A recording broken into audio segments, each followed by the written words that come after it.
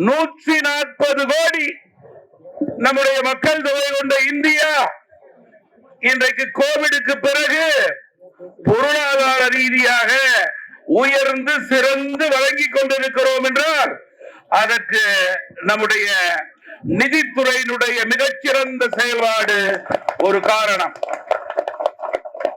தமிழகத்திற்கு தனி பெரும் பெருமை.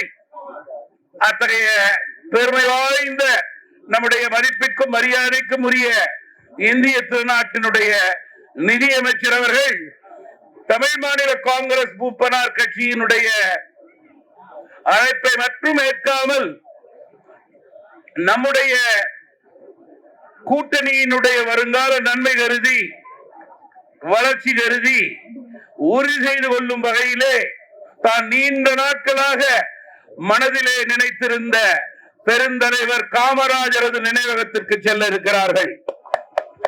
இன்றைக்கு மக்கள் தலைவரது 24வது நினைவு நாளிலே அவர்களுக்கு அஞ்சலி செலுத்துகிறார்கள்.